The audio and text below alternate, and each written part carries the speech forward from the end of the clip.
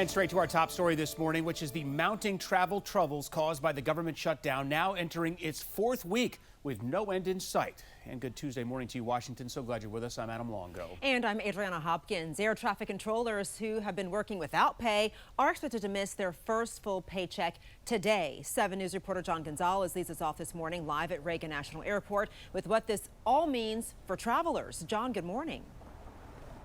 Adriana, good morning. Nearly 7,000 flights were delayed nationwide Monday alone. Passengers can expect more delays, possibly even cancellations this week. Air traffic controllers and TSA agents are still reporting for duty, but today they are now officially working without pay. The FAA says more than 50 air traffic control staffing shortages were reported since Friday, causing delays from LA to DC. Around 13,000 controllers and 50,000 TSA agents are considered essential workers around the country. Over the weekend, flights at Los Angeles International Airport were temporarily halted due to staffing gaps at a major control center, and here at home, a ground delay lasted hours at DCA. That leads to a necessary distraction, and they cannot be 100% focused on their jobs, which makes this system less safe every day that this shutdown continues. Transportation Secretary Sean Duffy says controllers are, quote, wearing thin. Now, since the start of the shutdown, there have been more than 260 staffing incidents, 4 times higher than this time last year. Officials reiterate to travelers travel is still just as safe right now as it's always been, but they are warning passengers to plan ahead and expect long lines and delays. Reporting live at Reagan National Airport. Day 28 of the government shutdown, now the second longest in U.S. history. And this morning, growing concern for families across our region. SNAP benefits could be delayed as the federal government shutdown drags on. Let's go now to 7 News' John Gonzalez with the latest. John, good morning. Adriana, good morning. And with this government shutdown now threatening to become the longest in U.S. history, House Speaker Mike Johnson says now the nearly $5 billion in contingency funds simply cannot legally cover some on Monday on Capitol Hill. So millions of Americans who rely on SNAP benefits could face missed payments starting November 1st, and that includes nearly 700,000 residents in Maryland, including almost 270,000 children here in Virginia. Governor Glenn Youngkin has declared a state of emergency to ensure food assistance continues for approximately 850,000 residents. The state will use funds from its $10 billion surplus. Pre-existing appropriation for the contingency fund to be used, and Democrats blocked that appropriation when they rejected the clean continuing resolution. So the way to make this stop immediately is we just need a handful. We need 5 more Democrats in the Senate to do the right thing. But local leaders, including Maryland Governor Wes Moore and Attorney General Anthony Brown, are warning against leaving families in the lurch. Moore says the state can't front money for SNAP without federal reimbursement guarantees, while Brown is demanding answers from the USDA over these withheld payments. Reporting live, John Gonzalez, 7 News.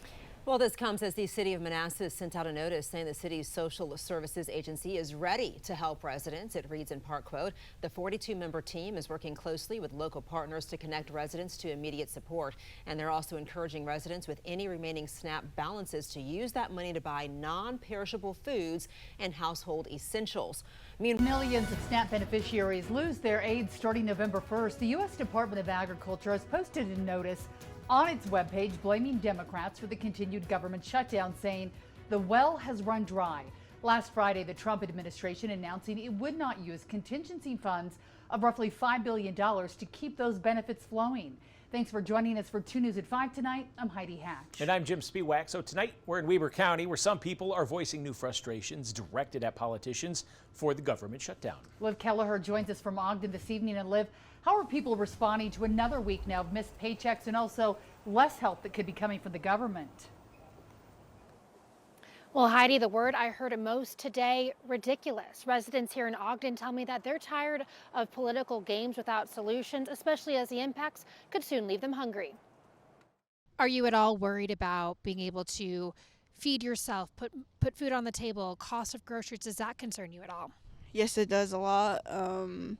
What the government's doing with our food is not right. It's just ridiculous. They just use politics and it hurts other people. For days, I've been asking federal and state leaders the same question. What happens to Utah families if SNAP funding runs out?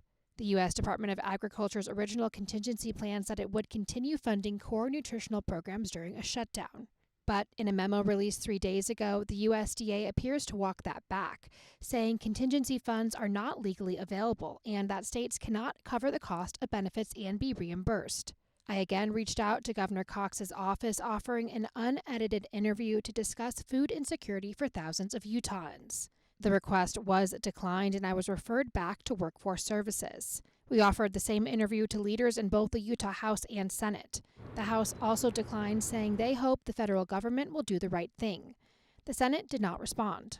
I don't like politics. I think they both need to get their heads out.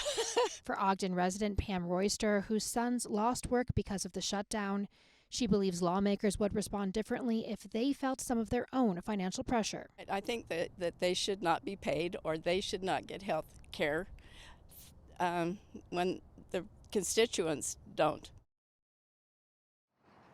The Department of Workforce Services also provided an update on Saturday saying that EBT cards will work if you have any remaining balances. Many SNAP residents say they've already spent their balances last week after being told that their cards may not work come November 1st. These mixed messages only adding to frustration as Utahns already feel in the middle of political partisanship.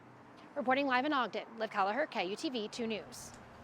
And first at 5:30 starting this Saturday, almost 170,000 Mainers who rely on SNAP benefits are going to stop getting that money, which they say they count on to have enough food. Tonight, we go to Rockport, where CBS 13's Max Williams spoke with farmers determined to help keep their neighbors from going hungry. Melanie Daigle is the owner of Fresh Off the Farm in Rockport. She says today's task is pricing this produce fresh off the truck, but says there is a far bigger task at hand. When I saw this, I said, here we go again. Here's some kids that aren't going to be eating. Daigle says she has made it her mission to make sure children in her area are fed.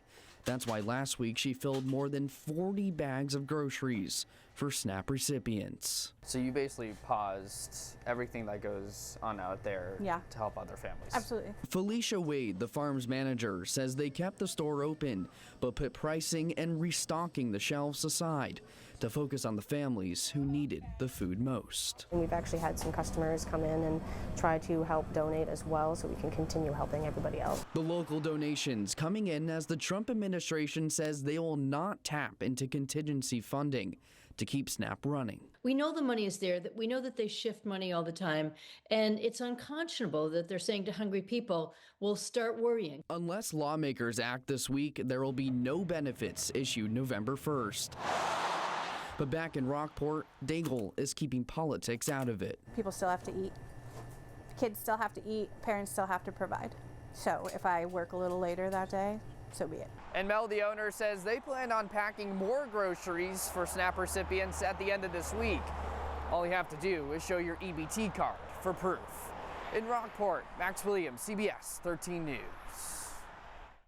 And with tens of thousands of Mainers at risk of losing those SNAP benefits, we're hearing from both the Maine senators on this. Senator Angus King saying in a letter to the Secretary of Agriculture, quote, the USDA has several tools available which would enable SNAP benefits to be paid through or close to the end of November. And Senator Susan Collins adding, quote, I wrote to USDA Secretary Rollins last week asking for the administration to use this $5 billion, but department attorneys have said that's not feasible.